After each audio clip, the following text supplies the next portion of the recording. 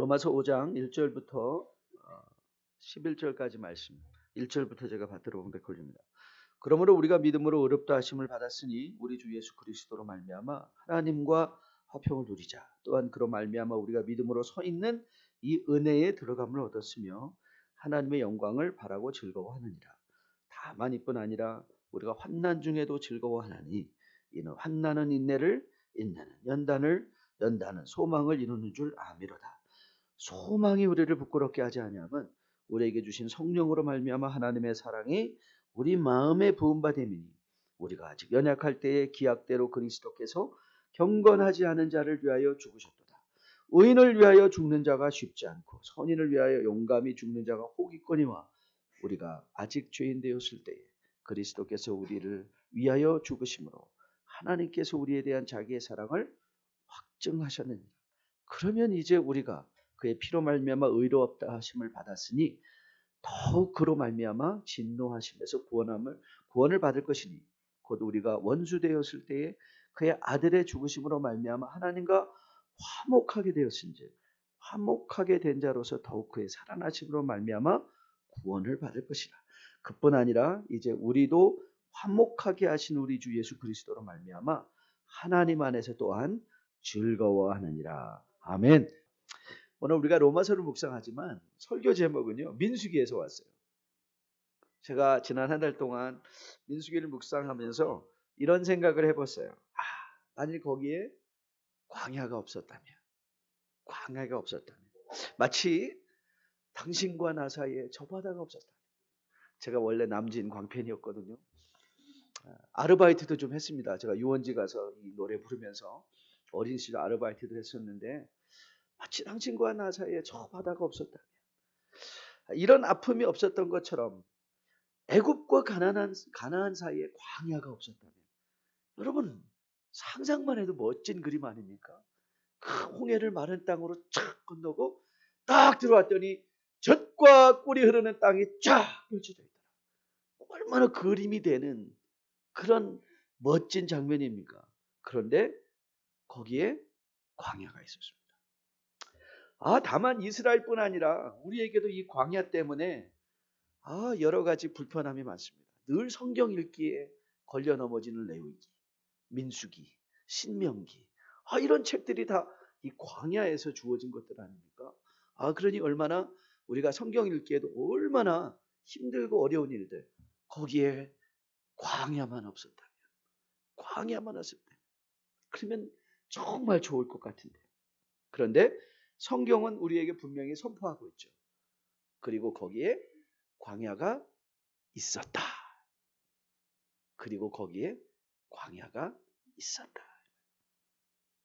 가끔 이런 생각이죠. 구원받고 바로 천국 가면 얼마나 좋을까?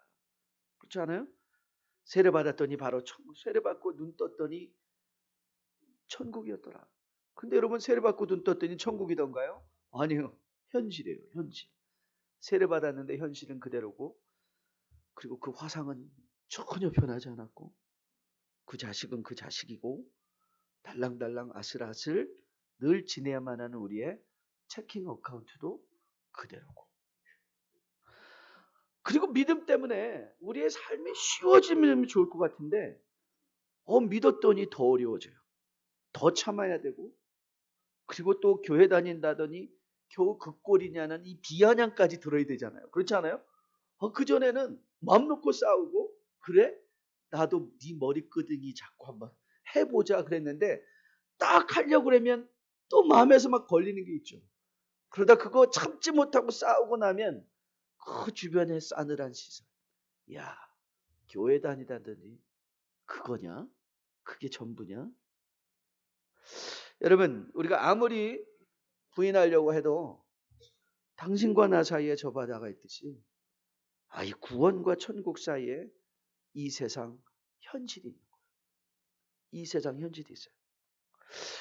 이제 우리가 오늘부터 로마서 5장으로 들어갑니다. 여러분 1절을 한번 같이 볼까요? 1절만 같이 한번 봉독해 볼까요? 같이 읽습니다. 시작.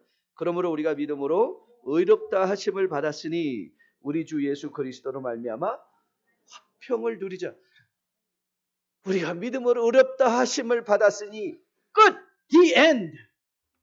그러면 좋겠는데 또 뭘 하재요. 뭘 하재요. 참 힘듭니다.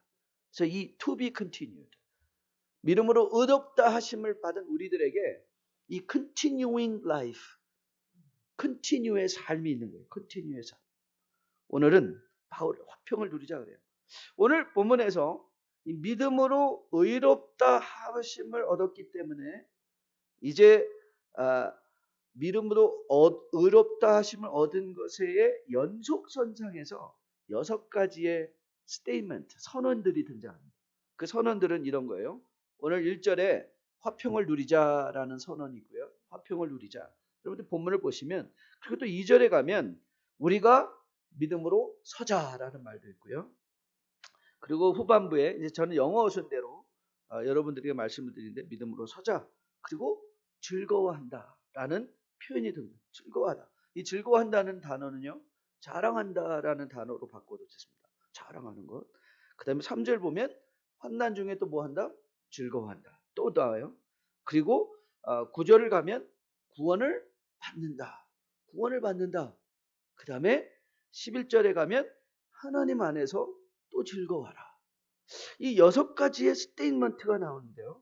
스테이트먼트가 나오는데, 이것이 믿음으로 의롭다 함을 얻은 자들의 이 연속선상에서 보여지는 현상들이라는 거예요.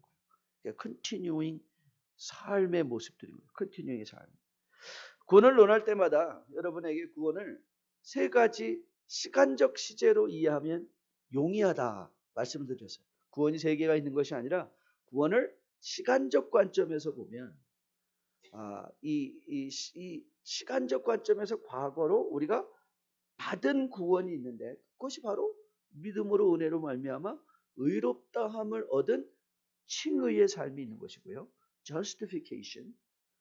그리고 현재에 우리가 지금 받고 있는 구원이 있어요. present salvation. 받고 있는 구원은 이것을 우리는 성화다. sanctification.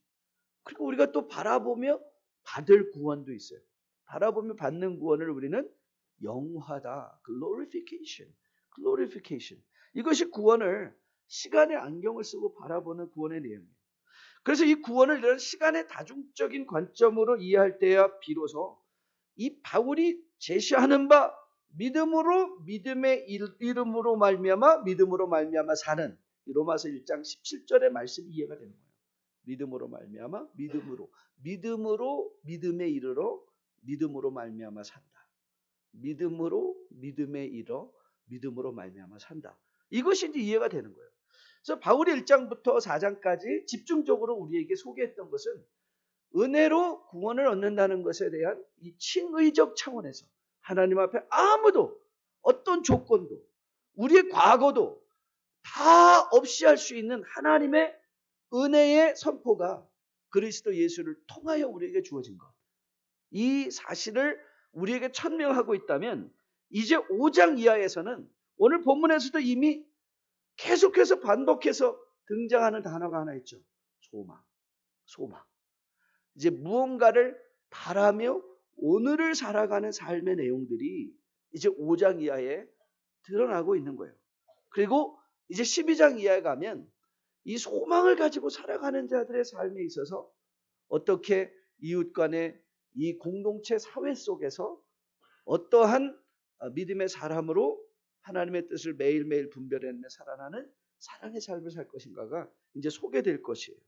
그래서 저는 여러분들과 저가 이 5장서부터 이제 8장까지 우리가 말씀을 이제 강론하려고 하는데, 한 가지 주제를 가지고 쭉 가려고 하는데, 이 5장부터 8장까지의 말씀을 통해서 매일 여러분들의 당면한 이 삶의 현장 속에서 내가 소망 중에 살아내야만 하는 이 성화의 삶이 뭔가, 이 성화의 삶이 분명하게 여러분들에게 인식되어짐으로 말미암아 현실을 바라보고 믿음의 현실을 직시할 수 있고, 그 믿음의 현실 속에서 여러분이 대처해야 되는 것이 무엇인가, 이 믿음의 현실에 대한 대처, 믿음의 행동들을 여러분들이 구체적으로 마음에 교훈받는 앞으로 몇 주간의 시간이 될 수 있기를 주님의 이름으로 축복드립니다.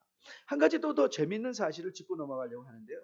바울이 1장부터 2장부터 3장, 4장까지에 걸쳐서 한 가지 중요한 이 문법적 변화가 하나가 있는데요. 바울은 1장에서는 거의 대부분 나는 이라는 이 1인칭 대명사를 썼습니다. 그래서 나는 복음을 부끄러워하지 않는다. 그런데 2장에 가면 너희는 이런 말이 나와요. 너희는 내가 핑계야. You have no excuse. 너희들은 핑계할 거 없다. 그런데 3장에 가면 이제 3인칭 지시대명사인 they가 나와요. 그들은. 그렇죠? 그런데 4장 말미에 가서 갑자기 뭐가 등장하는가 하면 우리는 이들이 위라는 대명사가 등장해요. 우리. 그래서 예수는 4장 25절의 말씀이죠. 눈을 들어서 앞에 걸 잘 보시면 우리는 예수가 범죄한 것 때문에 내줌이 되고 또한 우리를 의롭다 하시기 위하여 살아났다. 이 갑자기 I, you, they 그러다가 이제 우리 이렇게 나갑니다. 여러분 이 소망의 삶을 살아가는 것 믿음의 가장 중요한 성격 중에 하나는 뭐냐면 이 믿음의 공동체적 성격입니다. 혼자 잘 믿는 건 아닙니다. 공동체가 잘 믿는 것입니다. 마치 그리스도께서 하나님께서 당신을 계시하실 때 삼위일체의 하나님으로 우리에게 다가오시고 자신을 보여주시는 것처럼 믿음은 절대 개인적일 수만 없습니다. 나 하나 잘 믿는다고 끝나는 게 아닙니다. 나 하나 천국 간다고 다 끝나는 게 인생이나 믿음의 여정이 아니라 우리입니다. 우리. 그래서 이 구원을 개인적인 사건이 아니라 salvation is not just private event, but it's a communal event. 공동체적인 거예요. 접붙임을 당하는 거예요. 접붙임을 당해요. 그래서 이런 차원에서 존 스타트 목사님께서 로마서 5장 1절로 6장 23절까지의 소제목을 이 부분을 강론하시면서 뭐라고 붙였는가? God's people united in Christ. 그리스도 안에서 연합된 하나님의 사람들. 그러니까 이 믿음으로 말미암아 의롭게 된 사람들은 끊임없는 unification, united in Christ. God's people united. 하나님의 사람들이 연합되는 거. 그것이 믿음이에요. 연합되지 않는 건 믿음이 아니에요. 그리스도의 믿음으로 말미암아 연합되어져서 우리의 믿음이 공동체적인 누림과 공동체적인 책임. 공동체적인 누림과 공동체적인 책임. 나 하나 잘 되면 끝이 아니라 우리가 잘 돼가는 것. 그래서 여러분, 저는 여러분과 저가 다시 한번 5장 이하에 여러분들의 믿음이 또한 더불어 이 공동체적인 성격 속에서 나는 어떤 공동체의 믿음을 키워가고 있는가도 여러분들이 다시 한번 살펴보고 돌아볼 수 있는 시간 될 수 있기를 주님의 이름으로 축복드립니다. 오늘은 1절에서만 머물려고 해요. 설교 일찍 끝나겠죠. 한 절 말씀 갖고 보려고 하는데요. 그래서 오늘 이제 믿음으로 의롭게 되어 광야를 지나가는 믿음의 공동체로서 추구할 가치가 이제 선언이 되는데 하나님과 화평을 누리자라는 거예요. 화평을 누리자. We have peace with God. 그래서 저는 오늘 이 말씀을 세 가지 차원으로 풀어가 보려고 하는데 가장 먼저 여러분과 하려는 것은 그럼 도대체 믿음으로 의롭게 함으로 말미암아 우리에게 주어지고 우리가 누려야 되는 이 화평은 뭐냐? What is this peace? What is it? 이 화평이 뭐냐? 요걸 한번 풀고요. 그 다음에는 그럼 이 화평을 우리가 알았으면 How do we endure? How do we have this peace? 어떻게 이 평화를 누릴 것인가? How do we have this peace? 그리고 마지막에는 이 화평이 어디에 임하는가? To where this peace comes. To where? 어디에 이 화평이 임하는가? 그래서 오늘 세 가지 주제예요. What is it? How do we get it? Where do we have it? 세 가지. 간단하죠? 자, 그럼 한번 이 여행을 한번 떠나보겠습니다. 도대체 믿음으로 말미암아 의롭게 된 사람들이 가져야 되는 하나님의 화평이 뭘까? 먼저 단어 그 자체를 이해하는 게 중요하겠죠. 단어 그 자체를 보면 헬라어로 에이레네라는 말이 사용됐습니다. 여러분 영어 이름에 아이린, 에일린, 아일린 이런 이름들이 많이 있잖아요. 이런 이름들이 이 에이레네라는 이 단어의 이제 그 근본을 갖고 있는 거예요. 평화, 화평이라는 평화, 화평. 그래서 한국말로는 이 단어가 각기 다른 곳에서는 화평이다, 평화이다, 평강이다, 평화다 이런 단어로 다 같은 단어예요. 한국말은 다르게 쓰니까 헷갈리는데 다 헬라어는 한 단어를 사용할 때가 거의 대부분이에요. 화평하다, 평안, 평화, 평강. 그래서 이 말의 1차적인 의미는 뭐냐면 화평하다라는 말의 1차적인 의미는 그냥 사전을 만약에 우리가 그릭 사전을 딱 찾아봐서 화평이 뭐냐 하면 이 부수어진 조각난 것들이 합쳐져 완전하게 된 상태. 그러니까 부서졌던 것들이 다시 합쳐져서 완전하게 된 상태. Wholeness when all essential parts are joined together. Wholeness when all essential parts are joined together. 그래서 헬라어 개념에서 이 그릭 사람들에게 평화다, 화평이다, 에이레네라고 할 때는 거의 대부분이 우리는 싸울 일이 없다. 이 싸움의 부재를 가리킬 때가 참 많았습니다. 그러나 우리가 이 단어를 굳이 헬라어 쪽으로만 이해할 수 없는 게 뭐냐면 이 단어의 그 중심은 단어의 근본은 구약적 성격이 있기 때문이죠.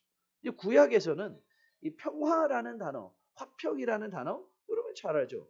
샬롬이라는 단어죠. 샬롬. 근데 이 샬롬은 이 헬라어처럼 단지 이렇게 제한돼서 싸움이 없는 상태, 전쟁이 없는 상태만 가리키는 것이 아니라 회복되어진 상태, 보상을 받은 상태, 그래서 지불을 받아서 완전하게 되었다라는 관계적인 것이 더 많고요. 그래서 부족한 것이 없는 상태이기도 하고 이 샬롬의 상태는 I have no need, 부족함이 없고 그 다음에 I have no problem, no trouble, 문제가 없는 것이기도 하고요. I have no struggle, no tension, 갈등과 대립이 없는 이런 차원의 그래서 하나님의 공의가 justice가 실현된 justice realized. That's what shalom is. justice, 공평이 확증되어지고 일어난 상태가 샬롬의 상태예요. 그런데 이 헬라어와 이 샬롬의 신약의 에이레네와 구약의 샬롬의 보편적으로 한 가지 중심된 공통적인 성격은 있어요. 그게 뭐냐면 분리된 것이 합쳐졌다라는 뜻이에요. 분리된 것이 합쳐진 상태. 그래서 에베소서 2장에서 바울이 말하는 구원은 무엇인가? 바울이 이렇게 구원을 설명합니다. 한번 잘 들어보세요. 그때의 너희는 그리스도 밖에 있었고 이스라엘 나라 밖의 사람이더니 언약의 약속의 언약들에 대해서는 외인이요 세상에서 소망이 없고 하나님도 없는 자이더니 이제는 전에 멀리 있던 너희가 그리스도 예수 안에서 그리스도의 피로 가까워졌다. 그는 우리의 화평이신지라. 화평이라는 단어가 나왔습니다. 여기 똑같습니다. 에이레네라는 단어요. 둘로 하나를 만드사 원수된 것, 그 중간에 막힌 담을 자기 육체로 허시고 그랬어요. 막힌 담이 흘려진 상태. 그래서 둘이 하나가 된 상태, 그리스도 안에서 하나님께 가까워진 상태. 그래서 화평이란 성경이 말하는 화평은요. 가장 중요한 기본적인 성경의 화평은 하나님과 가까워진 상태입니다. 하나님과 가까워졌다. 그래서 궁극적으로 하나님 안에서 하나님과 하나가 되어져가는 상태가 화평의 상태예요. 하나가 되어진다. 그래서 요한복음 17장에서 주님께서 마지막 기도를 하시면서 그 제자들을 위해 대제사장적 기도를 하지 않습니까? 그래서 요한복음 17장에서 주님께서 이렇게 기도를 하십니다. 아버지요, 아버지께서 내 안에, 내가 아버지 안에 있는 것 같이 그들도 다 하나가 되어 우리 안에 있게 하사 세상으로 아버지께서 나를 보내신 것을 믿게 하옵소서. 하나님이 예수님이 아버지 안에 있고 아버지가 예수님 안에 있고 그리고 우리가 하나 되어 그 안에 있는 것, 이게 뭐예요? 화평인 거예요. 이게 화평이에요. 화평. 그렇다면 우리가 오해하고 있는 화평의 개념 하나를 정리할 수가 있죠. 화평은 이 이런 차원에서 화평이다, 평화다, 평화는 육체의 편안함이 아니라 peace is not comfort. 이 평화는 편안함이 아니라 하나님과 가까워진 상태의 포지셔널한 개념이라는 거예요. 굉장히 어려운 개념인데요.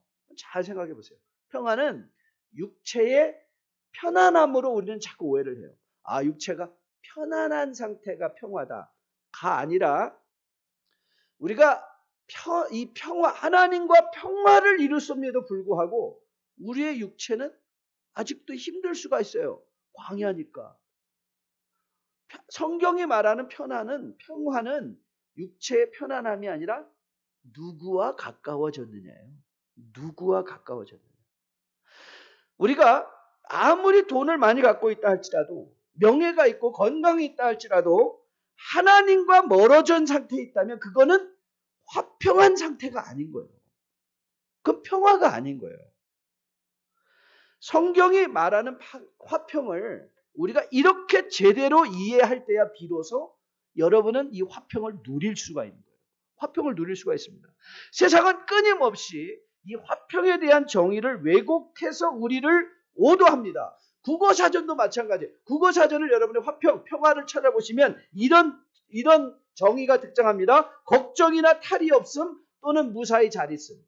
아니 그러면 이것이 진정한 평화의 개념이라면, 화평이라면 여러분과 저 이 세상 속에서 화평을 정말 누려본 적이 있습니까? 탈이 없고 무사한 적이 있었나요? 여러분의 인생에 탈이 없고 여러분의 사업에 탈이 없고 무사한 적이 있나요? 그런 적이 있었나요? 여러분 사도행전 18장 9절에서 그가 감옥에 갇혀 있을 때 성령께서 주님께서 환상 중에 나타나서 바울에게 이렇게 말씀하십니다. 잘 들어보세요. 밤에 주께서 환상 가운데 바울에게 말씀하시되 두려워하지 말며 침묵하지 말고 말하라. 자, 이 말이 시사하는 게 뭐죠? 바울이 지금 상당히 뭐 하고 있다는 거예요? 두려워하고 있었다는 거예요. 바울이 두려워하고 있었어요. 그리고 바울은 이제 그만 말할까? 말하면 계속 더 맞겠네? 그런 마음이 들고 있었어요. 그래서 바울이 도망치고 싶었을 거예요. 그리고 두려워하고 있었어요.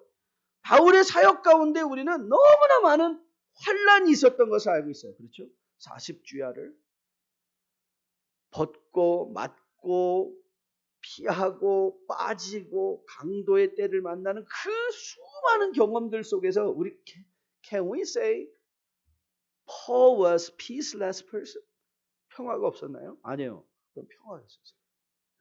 바울은 정확하게 평화를 이해하고 있었어요. 왜냐하면 바울이 이해했던 바울이 이해한 화평은 it was never an absence of trouble. 걱정이나 염려나 두려움이 없는 상태가 아니라 하나님과 가까이 있었다는 거예요. 하나님과 가까이 있었다. 여러분, 하나님과 가까이 가 있는 상태가 평안이었기에 이 평안을 누린 구약의 또 대표적인 인물 하나가 있죠. 여러분, 이 다윗이 시편 23편 여러분 너무 잘 아는 시편에 나는 아무것도 부족한 것이 없다. I have no one. 왜요? 여호와가 나의 목자시기 때문에. 그런데 여러분 정작 다윗은 그 상태가 가장 힘든 상태라고 했죠. 굴 속에 도망쳐 있는 상태. 굴 속에 도망쳐 있는 상태였어요. 그리고 그 시편 23편은 목가적이지도 않아요. 왜요? 사망의 음침한 골짜기를 그가 지나고 있습니까? 지나고 있지 않습니까? 지나고 있었습니다. 사망의 음침한 골짜기를 지날지라도 그러나 그는 평안했어요. 왜요? 하나님께 가까이 있었으니까. 지팡이가 보이니까. 하나님의 막대기가 보이니까. 그가 원수의 목전 앞에 있었습니다. 여러분에게 누차 말씀드렸죠. 성경이 이 구약이 목전이라는 말을 할 때는 that's the shortest distance possible. 목전이 어디예요? 저기도 목전이고 여기도 목전이잖아요. 그렇죠? 원수의 목전에 자기가 어디에 있다고요? 원수의 목전에 있대요. 그거는 I am totally revealed to enemies. 적에게 완전히 노출되어 있는 상태예요. 그런데 거기서 뭐 한다고요? 잔치한대요. 왜요? 그가 하나님과 화평을 이루기. 하나님과 화평을 이룬 상태. 그래서 뭐라고 말해요? 여호와는 나의 목자인 거예요. 목자. 바로 다윗이 누렸던 이 마음의 평안, 화평, 바울이 누렸던 화평이라고 저는 확실하게 믿습니다.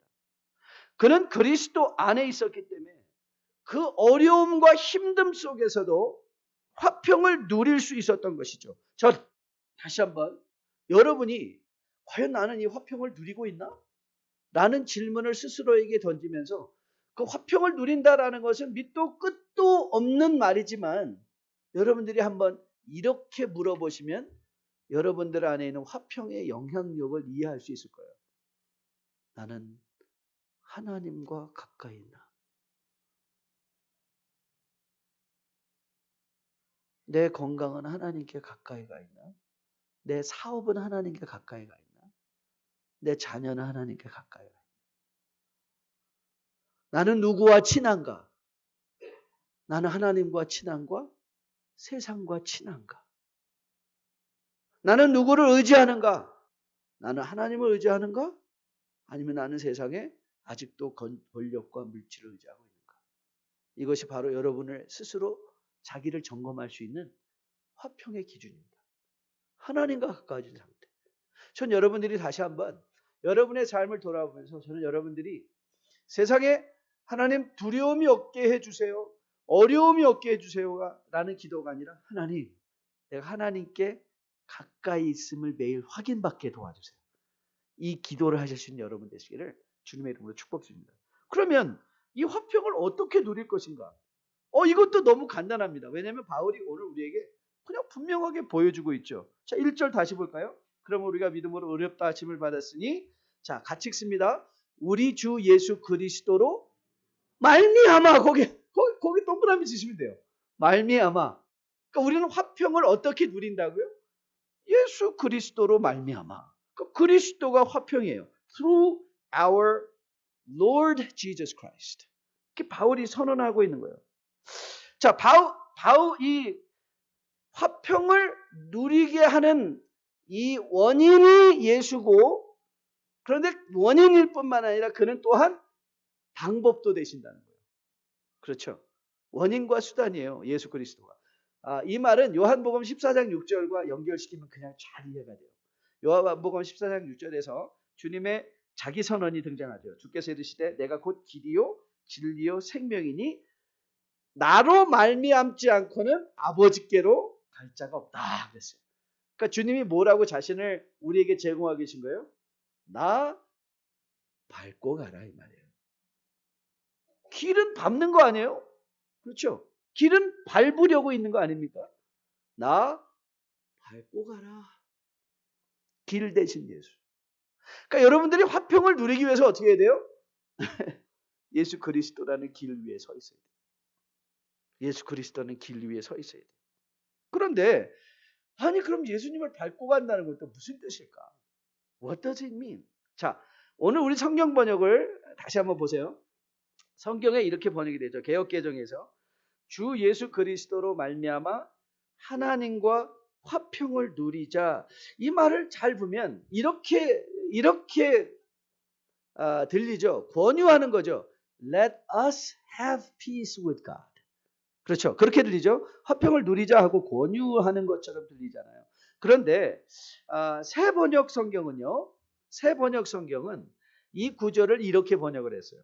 우리 주 예수 그리스도로 말미암아 하나님과 더불어 평화를 누리고 있습니다. 자, 느낌이 같은가요? 다른가요? 좀 다르죠.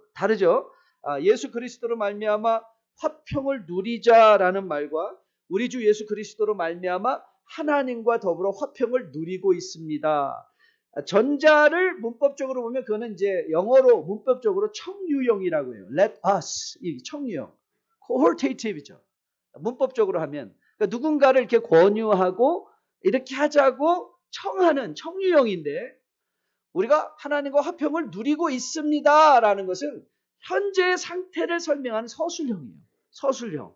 지금 우리의 상태를 설명해주고 있는 거예요. 자, 이 부분은 김도현 박사님의 내가 사랑한 책 로마서 주석을 보면 잘 이해가 돼요. 제가 한 문단 읽어드릴게요. 한번 들어보세요. 잘 들어보세요. 사본의 종류가 둘로 나누어 있기 때문에 번역자가 어떤 사본을 근거로 했느냐에 따라 둘 다 가능한 번역입니다. 사실 이 둘의 차이는 한 글자가 단음이냐 장음이냐일 뿐입니다. 헬라어로 우리가 갖는다라는 의미를 지닌 에코멘에서 가운데 글자가 오 장음일 수도 있고 단음일 수도 있기 때문에 그렇습니다. 바울이 원래 의도한 것이 장음이라면 청유형이 되고 단음이라면 서술형, 누리자라고 하는 것이 청유형이라면 누립니다가 서술형입니다. 당시 신약 성경은 모두 손으로 받아 적어서 복사했는데 사본을 자기 앞에 놓고 복사를 하는 것이 아니라 한 사람이 성경을 읽으면 사본을 복사하는 사람들이 그것을 듣고 적었습니다. 그런데 이 단음과 장음의 차이라는 것이 빨리 읽으면 크게 드러나지 않습니다. 그래서 로마서 사본들의 절반 정도가 단음으로 이해했고 절반 정도가 장음으로 이해했는데 개역 개정판은 장음으로 이해하며 번역한 것 같습니다. 그러니까 누리자라는 청유형이에요. 존 스타트 목사님께서 그런데 아주 이렇게 명쾌하게 이걸 풀어놓으셨어요. 나머지 토탈 여기에 6개의 선언이 등장한다고 했잖아요. 6개의 선언이 등장하는데 이 6개의 선언 중에 하나도 이 청유형이 없어요. 다 서술형이에요. 즐거워하자, 누리자, 자랑하자 이 말을 하고 있지 자랑할까요? 함께 할까요? 이런 청유형이 아니라는 거예요. 자랑하고 있는 상태를 말하고 있는 거예요. 그래서 그러고 보면 이 단어 또한 문맥 가운데서 평화를 누리고 이미 있는 상태로 읽는 것이 가장 컨시스턴트하다. 그렇죠? 왜냐하면 나머지 5개와 연결하면 목사님 왜 이렇게 복잡하게 이해만 해야 됩니까? 복잡한 이유가 있습니다. 왜냐하면 어떻게 그리스도를 통하여 평화를 누리는가 하면 여러분들이 이미 그리스도께서 십자가에 이루신 구원의 놀라운 성취를 인정하는 것입니다. 다시 한번 설명드릴게요. 여러분과 저는 구원을 받기 위하여 신앙생활을 하는 사람들이 아니라 구원을 받았기에 신앙생활을 하는 사람. 굉장히 다른 말이죠. 구원을 받기 위하여 신앙생활을 하는 것이 아니라 여러분이 구원을 받기 위하여 교회 오는 것이 아니라 구원을 받기 위하여 주님 앞에 헌금을 드리는 것이 아니라 구원을 받기 위하여 윤리적으로 사는 것이 아니라 이미 구원을 받았기에 예배하고 구원을 받았기에 드리고 구원을 받았기에 윤리적인 삶을 사는 거예요. 이거 엄청난 차이가 있습니다. 여러분 이 말은요. 우리가 세상에서는 이미 더 누릴 게 없다는 거예요. 이룰 게 없어요. 우리는 이미 그리스도 안에서 그리스도의 부활과 더불어 모든 것을 다 이룬 사람들이에요. 그래서 바울이 종들에게 권면하며 종들에게 너 빨리 이제 믿음으로 부자가 되어서 뭐를 좀 이루어내보라. 세상적으로 좀 떳떳하게 뭐 하나 해봐라. 뭐 하나 드려봐라. 뭐 하나 지어봐라. 뭐 교회 한번 드려보고 뭐 한번 돼봐라. 이런 권면 한 번도 하지 않습니다. 왜요? 우리가 종이든 자유자든 남자든 여자든 헬라인든 이방인든 우리는 이미 그리스도 안에서 성취한 사람들이기 때문에 세상에서는 더 이상 성취할 게 없는 사람들이에요. 이미 성취한 사람들.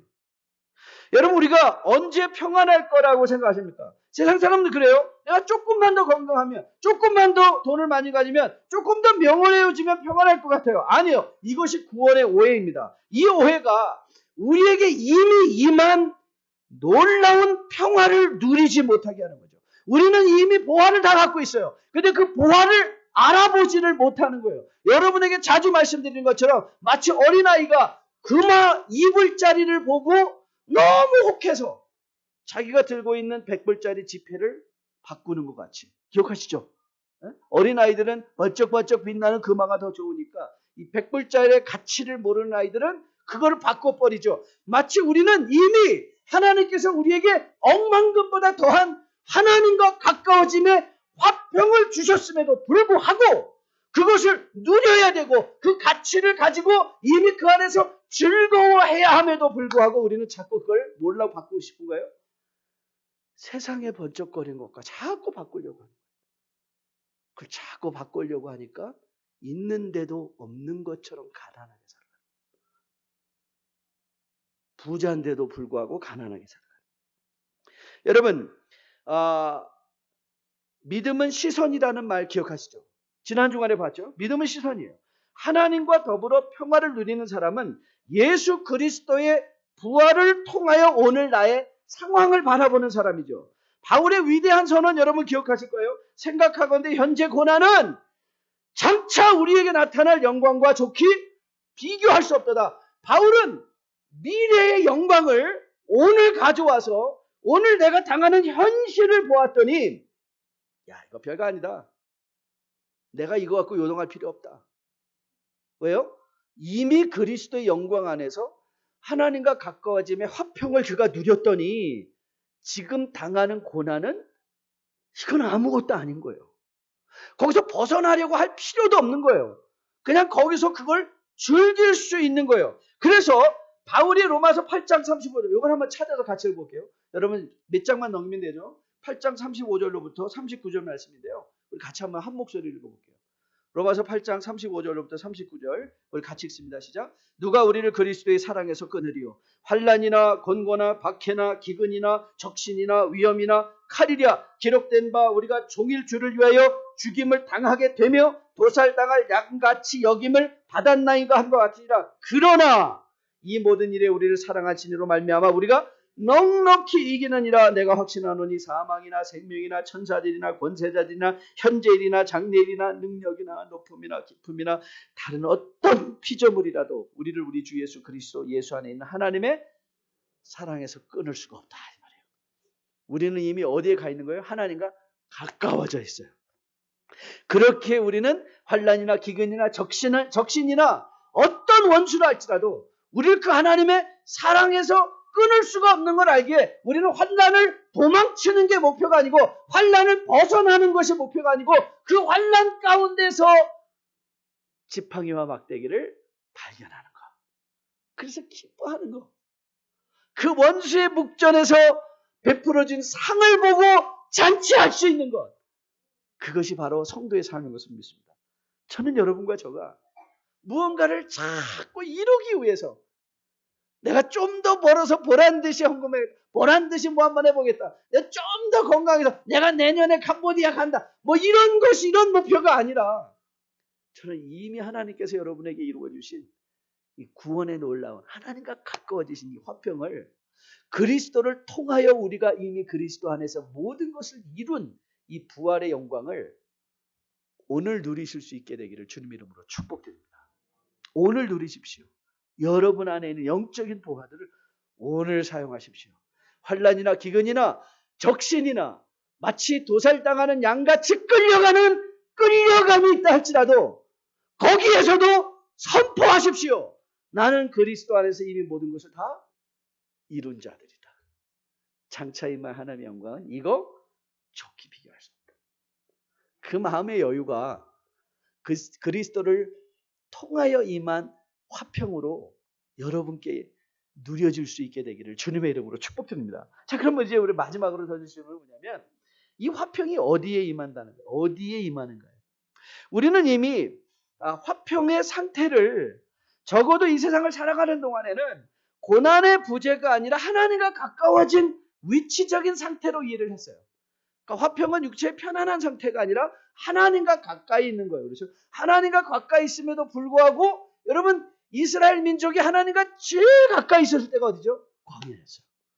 광야는 하나님의 임재가 그냥 눈으로 아침에 구름으로 보이는 바로 그 광야였거든요.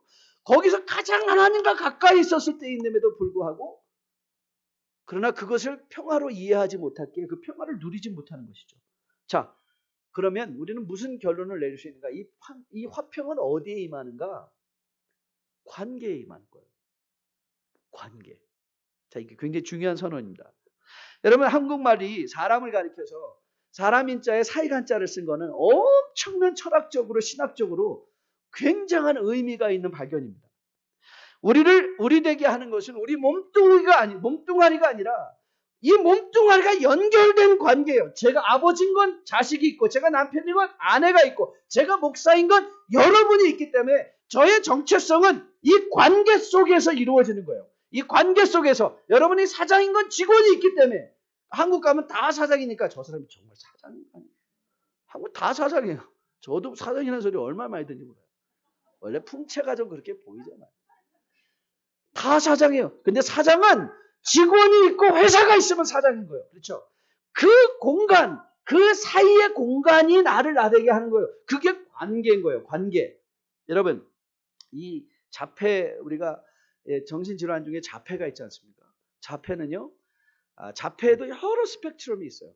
그 스펙트럼 중에 자폐 여러 이 정도가 있는데 이제 가장 마일드한 이 자폐 중에 이 애스버거라는 것이 있어요.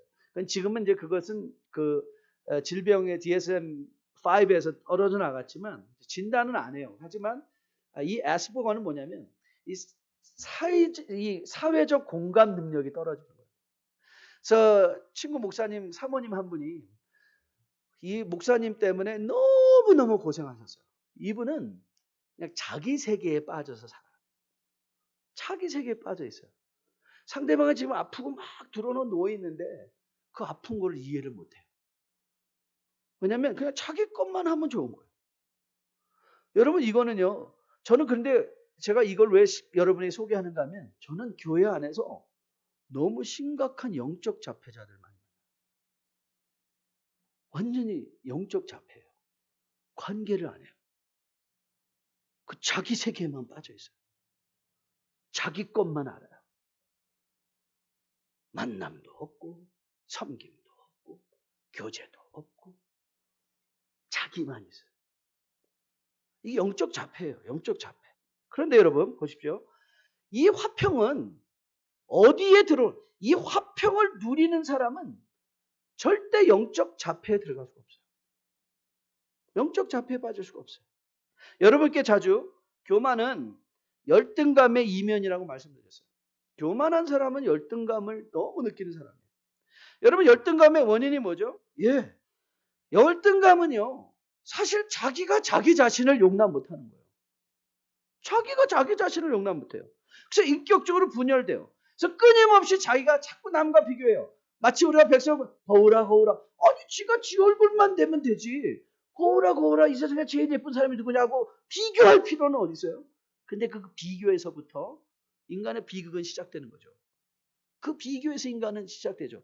늘 남의 걸 보고. 그래서 여러분 열등한 사람, 열등감에 빠져 있는 사람은요. 늘 남과 비교하고요. 남의 성공을 깎아내려야 성이 풀리고요. 남의 불행을 통해서 자기 행복을 확인하고요.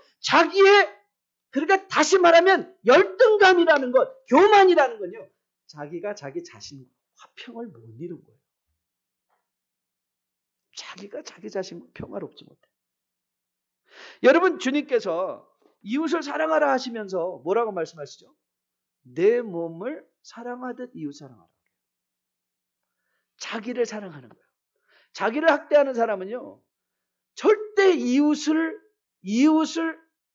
온전한 눈으로 바라보지 못해요. 이웃도 학대를 해요. 이웃도 학대를 해요. 여러분 자기가 검소한 사람이 있어요. 여러분 검소함과 인색함의 차이를 아세요? 검소함은요. 자기를 위해서는 적게 쓰지만 검소한 사람은 이웃을 위해서는 풍성하게 쓸 수 있는 게 검소함이에요. 인색함이 뭔지 아세요? 자기를 위해서도 안 쓰고 남을 위해서도 안 쓰는 거예요. 그리고 인색한 사람일수록요. 항상 쓰지 않는 남을 보고 쓰는 남을 보고 비평하기도 하고요. 판단하고요. 정죄해요. 그건 검소함이 아니에요. 그건 열등감이에요. 인색함은 열등감이에요. 여러분 그리스도께서 이루시는 화평은요. 내가 나를 용납할 수 있는 화평이에요. 제가 예수님을 믿고 가장 많이 치유된 부분이 이 부분이에요. 가난, 외모, 사회에 대한 삐딱한 시각. 저는 사회에서 삐딱한 시각이 내 주장이 옳다고 하던 공의를 내세우던 이 모든 것들이 저는 제가 공의로운 사람인 줄 알았는데요. 나중에 예수 믿고 보니까 제가 열등한 사람이었기 때문에 그랬던 것을 깨닫게 됐어요. 그런데 하나님께서 괜찮아. You are who you are. 너는 너야. 예수님께서 그 평안을 주셨어요. 내가 남이 된다고 행복하지 않아. 너의 행복은 너 안에 있는 거야. 예수님이 내 삶에 들어오시니까 이제는 남의 성공을 비교할 필요가 없어요. 그냥 나예요. 하나님이 나에 주신 그릇. 하나님이 내게 주신 capacity. And I'm happy. 그런데 여러분, 이런 치유를 저는 또 아버지 학교를 통해서 많이 치유를 받았기 때문에 그렇게 열심히 아버지 학교를 다니고 있기는 한데요. 여러분, 제가 이 열등감에서 치유를 받고 보니까 참 교회 안에 자기와 화평을 이루지 못한 열등감에 허우적거린 사람이 너무 많아요. 너무 많아요. 그래서 끊임없이 남 얘기, 허세, 위선. 그래서 일어나는 갈등. 여러분, 저는 가끔 제 얼굴을 거울로 비춰보거든요. 그럼 여러분도 알죠? 이 사람이 지금 평안한가? 평안하지 않은가? 여러분, how are you these days? 여러분 평안하신가요? 그리스도께서 우리 안에 이루어 주신 그 하나님의 놀라운 부활의 성취가 이미 내 것인 것을 알아서 Did you make peace with yourself? 여러분과 피스를 맺었나요? 여러분 바울이 고린도후서 12장에서 3번 간구한 거 기억하시죠? 12장 9절에서 이렇게 말씀하셨어요. 나에게 이르시기를 내 은혜가 내게 족하다. 이거 보니까 저는 이 말씀을 다시 한번 묵상하면서 이거 flat out. God said, well, no. 나 네 기도 안 들어줄 거야. 이 말이에요.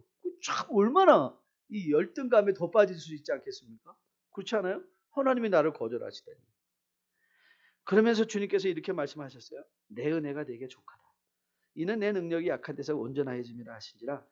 여기서 이제 바울의 위대함이 우리에게 다가오죠. 그러므로 도리어 크게 기뻐함으로 나의 여러 약한 것들에 대하여 자랑하리니. 이는 그리스도의 능력이 내게 머물게 하려 합니다. 여러분 바울이 자신의 약한 것들에 대해서 자랑할 수 있는 근거가 어디 있었습니까? Because he made peace with himself. 자기 자신과 peace. 그러니까 하나님이 내가 강하기 때문에, 내가 예쁘기 때문에, 내가 부자이기 때문에, 내가 잘 배웠기 때문에 나를 구원해 주신 것이 아닌 것이 알았어요. 그랬더니 하나님께 사랑받기 위해서 더 예뻐질 필요가 없는 거예요. 그러니까 he had a peace in himself. 자기 안에 평안을 누린 거예요. 그러면서 그가 이렇게 말해요. 그랬더니 그 능력이 내 안에 머문다는 거예요. 여러분 화평을 이룬 사람들의 자기와 화평을 이룬 사람들의 또 하나의 특징이 뭐냐면요. 이웃과 화평을 누려요. 주님께서 교훈하신 것 바로 그 말씀이죠. 내 이웃을 내 자신같이 사랑하라. 나를 사랑하는 사람이 이웃도 사랑할 수 있는 거죠. 자신과 화평을 이룬 사람은 이웃과 화평을 할 수 있죠. 어떻게 이웃과의 화평이 가능한가? 나를 용서해 주셔서 하나님과 화평을 이루게 하신 주님을 이 하나님을 알고 내가 그 하나님께 가까이 갔다면 용서가 가능하고 희생적 섬김이 가능하고 내가 드러나지 않아도 그리스도의 심장을 가지고 이웃을 섬길 수가 있기 때문에 이웃들과의 피스가 이루어지죠. 여러분 한번 스스로 질문을 한번 던져보십시오. 과연 여러분은 이웃과 어떤 관계를 유지하고 있습니까? 여러분 친하게 지내는 분들 계시나요? 혹시 친한 사람들이 계속 바뀌고 있지 않나요? 여러분의 주변에 혹시 분열이 있는 것은 아닌가요? 화합이 있습니다. 저는 여러분들이 이 화합이 임하는 것이 내 자신과의 관계, 이웃과의 관계, 또 하나님과의 관계 속에서 이루어지는 것을 다시 한번 기억하시면서 여러분들의 화평의 상태를 재점검해 볼 수 있는 한 주간 될 수 있기를 주님의 이름으로 축복드립니다. 그리고 거기에 광야가 있습니다. 하지만 하나님께서는 그 광야를 이스라엘로 혼자 지나게 하시고 구름 기둥과 불 기둥으로 함께 해주셨고 광야 같은 이 세상을 혼자 지나지 않도록 하나님은 우리에게 아들로 우리 안에 장막을 치고 성령의 교감을 통하여 교회를 이루어가게 하시며 같이 지나가게 하시니 하나님. 그래서 우리는 평안할 수 있습니다. 그렇게 세상이 어찌 변해도 우리는 놀라지 않고 세상의 것으로 가치를 삼아 이웃에게 나를 증명해야 될 필요가 없는 거예요. 여러분 이웃에게 여러분을 증명할 필요가 없어요. 이웃에게 여러분을 증명하는 것이 아니라 이웃은 사랑하고 섬기고 용서하면 되는 거예요. 그리고 여러분들의 증명은 그리스도께서 이미 해주셨어요. 어디서? 십자가에서 죽고 부활하심으로. 그게 우리의 정체성입니다. 이 정체성을 마음에 품고 내게 임한 이 화평을 무시하지 않고 누리며 주님과 함께 자기 자신과의 피스를 한번 이루어보시고 이웃들과의 화평을 이루어보시고 주님과 함께 누려내는 풍성한 삶으로 살아낼 수 있는 여러분과 저 될 수 있기를 주님의 이름으로 축복드립니다. 주 약속 안에서 내 영혼